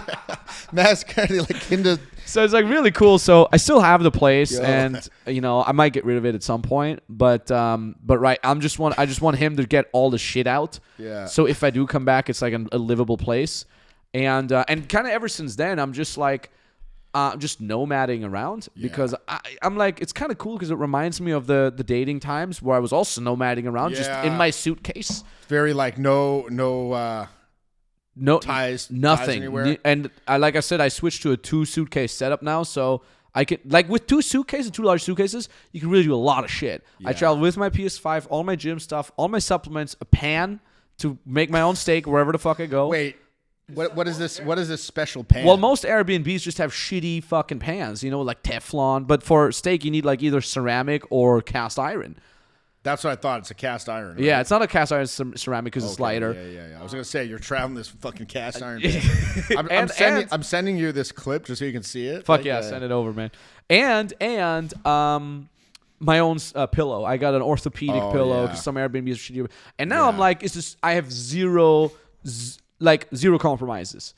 And wherever I go, I have a cool Airbnb, and I just live life completely normally. And I get a routine up very quickly because usually there's gyms. It's also nicer that I have freaking money. Yeah. Like I remember when I was too broke to like 'cause $10 for a gym. Well, I don't have that. Yeah. So I would just work out. It's not a question. And then like we would stay at these weird like people's places and stuff. Oh sometimes, remember yeah. that? Oh my God. Like you stay on some dude's the volunteer network. You stay on some dude's couch. Yeah. And you wake up and he's like staring at you. Oh my He's God! Like, he's like sitting there staring I at had you. this and one shit. guy once. I was really sick. I had free tour in Vienna. Shook a bunch of hands. That's why I always wash hands now. Yeah. And I fully got sick, like the whole thing. Still did the program. I would like drop 2 painkillers before the program, knock him out till 6 a.m. Go home, and then this. God bless him. He let me stay at his place, but like I'm like fever shaking on the blow up mattress where I would sleep. You're right? having like you're seeing God. And Yeah, stuff. yeah. And he's like waking me up. I have cold sweat. He's waking me up, and he gives me like 2 A4 pages printed out. And I'm like, "What's this?" He's like, "Those are my sticking points. Can you please like?" And I'm like, "Bruh, I have like 40 degrees fever. I'm not gonna look at your sticky. Like, let me get freaking healthy first. Like what the hell?" The volunteer dude. network, man. The volunteer. Let me get network. healthy first. Yeah, let me get like a human condition first. Anyways, Jeff, I think we're gonna wrap things up. Yeah. Where can people find you? Where can people? Someone that gets enticed now. Website. Well, like I said, so I'm still doing these live programs. So again, on those programs, we go out for 3 days together. It's very comprehensive. I mean, it's the difference between exercise and performance. So in that Charisma Mentoring program, that 8-week program I was talking about, if you go to charismamentoring.com, you can check that out. Charismamentoring.com. Yeah, charismamentoring.com, one word. And you can kind of get more information on that, check it out, see if it seems like a good fit, something you'd want to do. And then, of course, I'm still going out and running these infield programs, at least for the foreseeable future to the end of the year. I'm scheduled out. And that's going to be if you go to jeffyinperson.com. No hyphen in between. No hyphen. Jeffy in person. jeffyinperson.com. You can see the schedule of that. And again, like the exercise that we do in the mentoring, the analogy I like to use, it's like if you have an athlete, Yeah. they might lift weights in the gym. They might run through, tires in a grid and some agility drill. They're not going to do those things in the game, but both of those activities will improve their capacity to perform in the game. So it's like mentoring, we do exercise. The boot camp, we're playing the game. You know, Nice. you're it's like You're exercise and performance, and the two go hand in hand. Also, yeah, my Instagram, I see you got it up there. It's the Jeffy Show. Nice. The Jeffy Show on Instagram. All one. And then I believe on my YouTube as well is if you type in the Jeffy Show, it'll come up, or you can just type in Charisma Mastery. Check it out. Yeah, and you'll be able to find that to dredge that up as well. Nice. But yeah, man, it's been the time flies, doesn't it? When you're It really just does, chopping man. it up. It was like, what, 1.5 hour ranting now? Yeah. Thanks for being on the show, man. I Going to appreciate the- that. Yeah. By the way, that's another thing that I also learned from pandemic. It's like I used to get sick because I take like 70 flights a year as well, and you're like touching all this shit, and then you're like touching your fit. It's like shaking all these hands. It's like now, Fist bump, man. if that, and like every step, I'm like washing my hands. Like I Yeah. get to the airport, I wash my hands. I get Yeah. off the airplane, I wash my hands. Wash my hands. Wash my hands. Wash my hands. I rarely get sick anymore, even with this extensive. Like it's kind of crazy. You just didn't really think about the hygiene. Yeah. I think that's the one good thing to come out of the damn I pandemic. agree. That and Zoom stocks. Wait, what? Dude, Zoom stock, like the first month, Zoom stocks went like up 300% or something. Oh, Zoom like that. stocks. Yeah. I had a friend who got rich off Peloton too. Wait, what's that? It's like the home bicycle, like the exercise bike. Everyone was getting it. Yeah, it was like a $2,000 bike, and everyone was getting. And so this guy, and then it's after pandemic ended, it plummeted. But he sold, and he made like $4 million. He bought a fucking Porsche. He bought his fucking house and all this shit. Yeah. So Good times, man. You're a fucking Right rock on. star. Go follow Jeffy. He's literally one of my biggest influencers. Check his stuff out. I can vouch for it. GG.